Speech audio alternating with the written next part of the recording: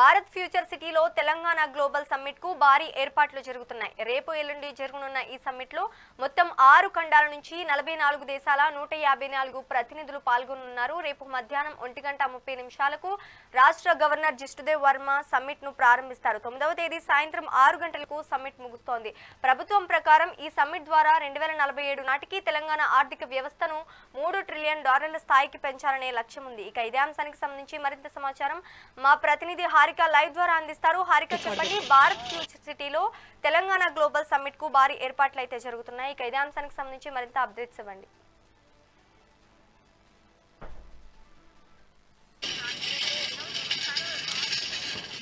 ప్రస్తుతం ఇక్కడ పెద్ద ఎత్తున ఏర్పాట్లు అయితే జరుగుతున్నాయని చెప్పుకోవాలి. ఏదైతే ఇప్పుడు మనం ఉన్న ముచ్చెర్ల దగ్గరలో ఉన్న దాదాపు రంగారెడ్డి జిల్లాలో ఉన్న ఈ దాదాపు 30 ఎకరాల్లో ఈ గ్లోబల్ సమ్మిట్కి సంబంధించింది కావచ్చు, ఇటు ఫ్యూచర్ సిటీ ఏర్పాట్లు అయితే పెద్ద ఎత్తున జరుగుతున్నాయి. రేపు ఎల్లుండి జరగబోయే దీనికోసం ఆల్రెడీ గ్రీన్ ఫీల్డ్ అని చెప్పి ఆల్రెడీ రోడ్లు కూడా పెద్ద ఎత్తున పూర్తిగా ఏర్పాట్లు అయితే అయిపోయాయి.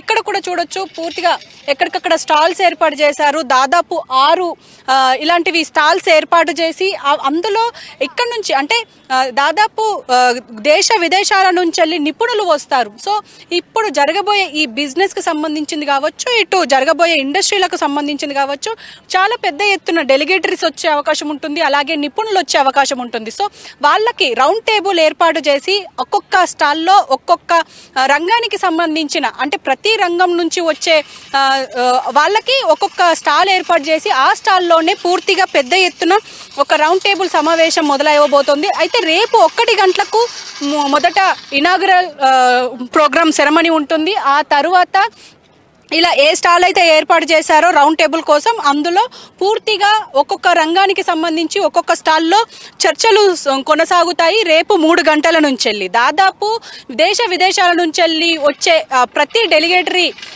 విస్తుపోయే విధంగా, ఆశ్చర్యపోయే విధంగా ఇక్కడ ఏర్పాట్లు అయితే పెద్ద ఎత్తున జరుగుతున్నాయి.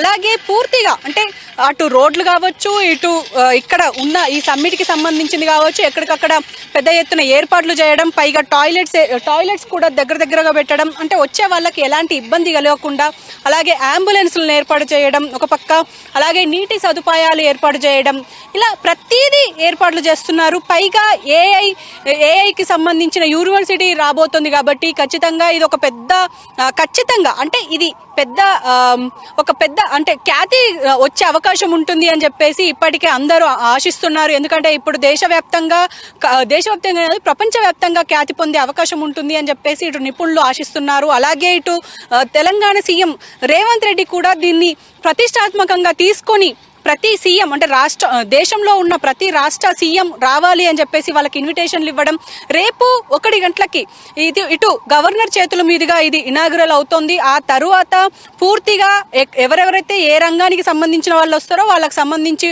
అన్ని డీటెయిల్స్ తీసుకొని మరి ఎలా ఉండబోతోంది, ఎలా ఉంటే బాగుంటుంది, అన్ని ఐడియాస్ తీసుకునే ప్రయత్నాలు జరుగుతాయి అని చెప్పేసి ప్రస్తుతం ఉన్న సమాచారం. శ్రీజ,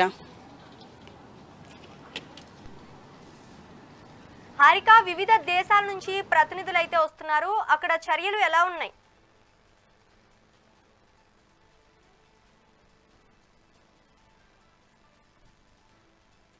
ఇప్పుడు పెద్ద ఎత్తున భారీ భద్రత అయితే ఏర్పాటు చేశారు. అలాగే ఇటు మనం చూసుకోవచ్చు, ఇటు స్టేజ్ కూడా సర్వాంగ సుందరంగా ముస్తాబవుతుందని చెప్పుకోవాలి. ఇంకో పక్క ఎక్కడికక్కడ గ్రాస్ ఏర్పాటు చేశారు. దాదాపు వేల మంది ఇక్కడ వర్కర్స్ వచ్చి వర్క్ చేస్తూనే ఉన్నారు. పూర్తిగా అంటే అటు సీఎం రేవంత్ రెడ్డి కావచ్చు, ఇటు డెలిగేటరీస్ కావచ్చు, మంత్రులు కావచ్చు వచ్చి ఇక్కడ మొత్తం ఎలా జరుగుతున్నాయి ఏర్పాట్లు అనేది కూడా అవి చెక్ చేసుకొని వెళ్తున్నారు. అంటే ఎక్కడ ఎలాంటి తప్పిదాలు జరగకుండా చూసే బాధ్యత తీసుకున్నట్టయితే తెలుస్తుంది. ఒక పక్క భారీ భద్రత కూడా ఏర్పాటు చేశారని చెప్పుకోవాలి. పోలీస్ సిబ్బంది కావచ్చు, ఇటు ట్రాఫిక్ సిబ్బంది కావచ్చు, అంటే పూర్తిగా అంటే ఏదైతే ఇప్పుడు మనం మాట్లాడుకుంటే ఈ ముచ్చెర్ల ఏదైతే ఉందో ఈ ప్రాంతానికి దాదాపు 33 కిలోమీటర్ల దూరంలో ఇప్పుడు ఎయిర్పోర్ట్ ఉంది. అలాగే ఇటు చూస్తే ఇటు పక్కనే తుక్కుగూడ ఉంది 20 కిలోమీటర్ల దూరంలో. ఇలా ప్రతిదీ అంటే హైదరాబాద్ నుంచి ఇటు రావడానికి మాత్రం దాదాపు 45 గంటకు పైగా పట్టే అవకాశం అయితే ఉంది. పైగా బస్సెస్ కూడా ఏర్పాట్లు చేయబోతున్నారు. అలాగే ఇటు పెద్ద ఎత్తున ఈ ఏర్పాట్లకు సంబంధించి ఒక పక్క నిపుణులు కూడా ఇక్కడ ఎలాంటి తప్పిదాలు జరగకుండా చూసేందుకు అందరూ ఇక్కడే ఉన్నారని చెప్పుకోవాలి. అయితే ఎలాంటి ఇబ్బందులు కలగకుండా చూసుకుంటున్నారు. అలాగే ఇటు ఒక పక్క మీడియా పాయింట్ ఏర్పాటు చేశారు. అలాగే ఇటు ఈ గ్రాసు కావచ్చు ప్రతిదీ దగ్గర ఉండి చూసుకుంటున్నారని చెప్పుకోవాలి. అంటే ఎవరికి ఎలాంటి ఇబ్బంది కలగకుండా చూసే బాధ్యత అయితే తీసుకున్నట్టయితే క్లియర్గా తెలుస్తుంది శ్రీజ. అంటే ఏది ఇక్కడ అంటే ఇటు టాయిలెట్స్ విషయంలో కావచ్చు, ఇటు ఏ విషయంలో కూడా అసలు వెనుకడుగు వేయట్లేదని చెప్పాలి. అయితే రేపు జరగబోయే ఈ సమ్మిట్కి సంబంధించి మాత్రం చాలా పెద్ద ఎత్తున హర్షం వ్యక్తమయ్యే అవకాశం అయితే ఉన్నట్టయితే తెలుస్తుంది. ఎందుకంటే ఒక పక్క చూసుకుంటే ఇటు బిజినెస్లకు సంబంధించి కావచ్చు, ఇటు ఎక్కడికక్కడ ఎల్ఈడి స్క్రీన్లు ఏర్పాటు చేశారు. అంటే నిపుణుల నుంచి అన్ని ఐడియాస్ తీసుకుంటూనే అలాగే ఇటు సంబంధించి ఏదైతే ఇప్పుడు మనం చూసుకుంటున్న ఈ స్టాల్స్ ఏవైతే ఉన్నాయో దాదాపు ఆరు దాకా ఏర్పాట్లు అయితే చేశారు.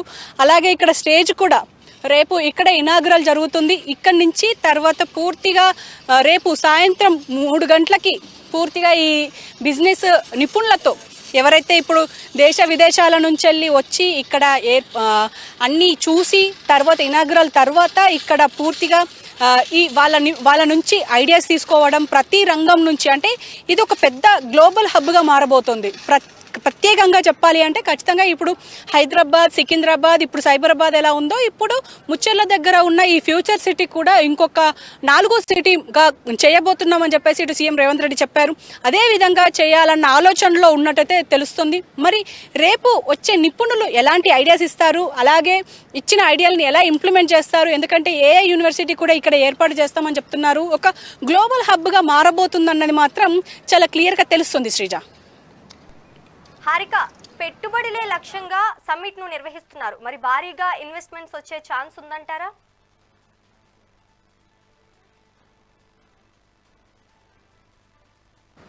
డెఫినెట్గా ఈ గ్లోబల్ సమ్మిట్ 2047 అనేది ఖచ్చితంగా 2047 నాటికి దాదాపు 10 బిలియన్ల ఆదాయాన్ని ఈ రాష్ట్రానికి తీసుకొస్తామని చెప్పేసి ఆల్రెడీ ప్రకటించారు సీఎం రేవంత్ రెడ్డి. అంటే పూర్తిగా ఏదైతే ఈ పెట్టుబడులు కావచ్చు, ఇంకా ఈ కొత్త ఇండస్ట్రీలు రావడం కావచ్చు, అంటే పూర్తిగా పెద్ద ఎత్తున దీనికి సంబంధించిన పూర్తిగా అంటే ఏవైతే పెట్టుబడులకు సంబంధించి కావచ్చు, ఇండస్ట్రియల్ కావచ్చు, ఇటు పూర్తిగా అంటే ఈ యూనివర్సిటీలు కావచ్చు, అంటే ఒక రకంగా చెప్పాలంటే టెక్నాలజీ పరంగా ముందుకెళ్తోంది అనైతే క్లియర్గా తెలుస్తుంది. పైగా ఈ ఫ్యూచర్ సిటీ ఖచ్చితంగా ప్రపంచవ్యాప్తంగా గుర్తింపు పొందుతుంది అని చెప్పేసి ఇప్పటికే పెద్ద ఎత్తున అందరూ ఆశిస్తున్నారు. అటు ఒక పక్క చూసుకున్నా కూడా ఇటు నిపుణులు కూడా అంటున్నారు ఏంటంటే ఖచ్చితంగా ఈ గ్లోబల్ సిటీ అనేది అంటే దాదాపు 30 ఎకరాల్లో ఈ 30 ఎకరాల్లో దాదాపు దీన్ని ఏర్పాటు చేయడం, పైగా మొత్తానికి ఈ సిటీ ఈ ఫ్యూచర్ సిటీ ఏదైతే ఉందో దీనికి ఖచ్చితంగా ప్రపంచ వ్యాప్తంగా ఒక రకమైన ఖ్యాతి వస్తుంది అని అయితే అందరు ఆశిస్తున్నారు శ్రీజ. హారిక, ప్రధాని మోదీ, ఖర్గే, సోనియా, చంద్రబాబులను కూడా ఆహ్వానించారు. మరి వాళ్ళందరూ వచ్చే ఛాన్స్ కనిపిస్తుందా?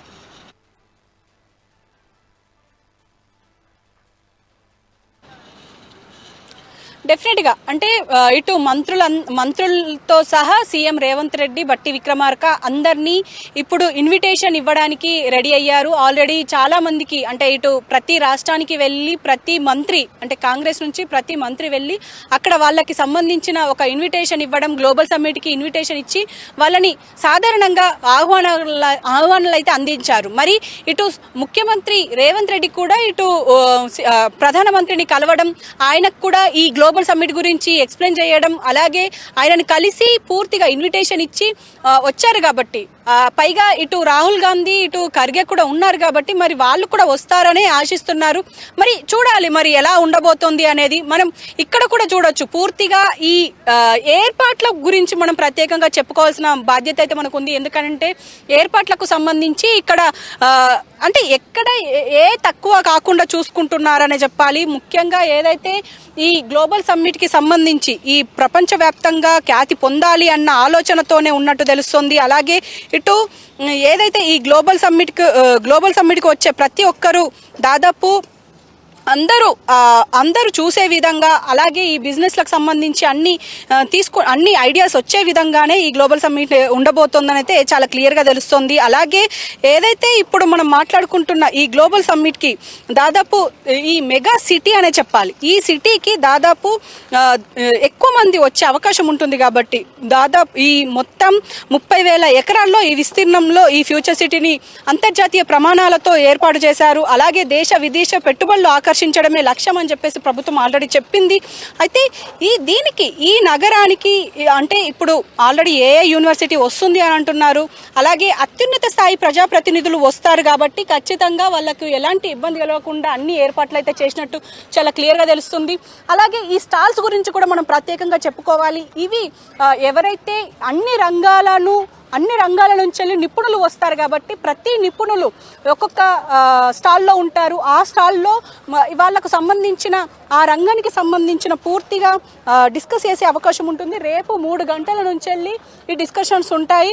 అలాగే మరి వాళ్ళ నుంచి ఈ పెట్టుబడులకు సంబంధించి ఆ రంగానికి సంబంధించిన ఇన్పుట్స్ ఏమొస్తాయి, అలాగే ఎలా ఉండబోతోంది అనేది కూడా చూడాలి. ఎందుకంటే ఈ ఫ్యూచర్ సిటీ డెవలప్మెంట్ అథారిటీని కూడా ఏర్పాటు చేసింది ప్రభుత్వం.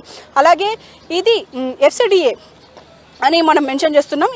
ఈ భావినగరంలో అత్యాధునిక మౌలిక వసతులు కల్పించబోతున్నామని చెప్పేసి అంటున్నారు. అలాగే యంగ్ ఇండియా స్కిల్స్ యూనివర్సిటీ భవనాల నిర్మాణంలో కూడా ఉంటాయి అంటున్నారు. అలాగే ఆర్టిఫిషియల్ ఇంటెలిజెన్స్ AI విశ్వవిద్యాలయం ఉంటుంది అని అంటున్నారు. అలాగే వాటికి అనుబంధంగా పరిశోధన ఇంక్యుబేషన్ కేంద్రాలు కూడా ఉంటాయి అని అంటున్నారు. అలాగే పారిశ్రామిక పార్కులు, IT, ఫార్మా సంస్థలు, గ్లోబల్ కెపాసిటీ సెంటర్ల కార్యకలాపాలు కూడా ఇందులో జరగబోతాయి. అలాగే వారంతపు అంటే ఒక రకంగా చెప్పాలంటే గేమ్ జోన్లు కూడా ఏర్పాటు చేస్తున్నారు అని చెప్పేసి, కల్చరల్ యాక్టివిటీస్ కోసం అని చెప్పేసి అంటున్నారు. అలాగే ఫ్యూచర్ సిటీ అలాగే ఇటు కనెక్టివిటీ గురించి చూస్తే కూడా 56 గ్రామాలు ఉంటాయి. ఇందులో దాదాపు 765 చదరపు కిలోమీటర్ల విస్తీర్ణంలో నిర్మించబోతున్నట్టయితే చాలా క్లియర్గా తెలుస్తుంది. అలాగే శంషాబాద్ విమానాశ్రయం నుంచి కూడా దాదాపు ORR దగ్గర నుంచి 40 కిలోమీటర్ల దూరంలో ఉంటుంది. అలాగే గ్రీన్ ఫీల్డ్ రహదారిని నిర్మించారని చూసాము, దాదాపు 41 కిలోమీటర్ల దూరంలో ఉంది. అలాగే తుక్కుగూడ నుంచి చూసుకున్నా కూడా 20 కిలోమీటర్ల దూరంలో ఉంది. ఈ ఫ్యూచర్ సిటీకి ఖచ్చితంగా ఇటు MGBS నుంచి కావచ్చు, ఇటు సుదూర ప్రాంతాల నుంచి వచ్చే వాళ్ళు కూడా MGBS నుంచి వస్తే దాదాపు 45 నిమిషాల నుంచి గంట సమయం పట్టే అవకాశం ఉంటుంది. అలాగే ఇటు శంషాబాద్ ఎయిర్పోర్ట్ నుంచి 33 కిలోమీటర్లు ఉంటుంది. అలాగే ఇప్పుడు మనం ఈ యొక్క దీంట్లో కూడా వెళ్ళే ప్రయత్నం చేద్దాం. ఇది ఒక స్టాల్ అని చెప్పుకోవాలి. ఇలాంటి స్టాల్స్ దాదాపు 6-7 నిర్మించారు.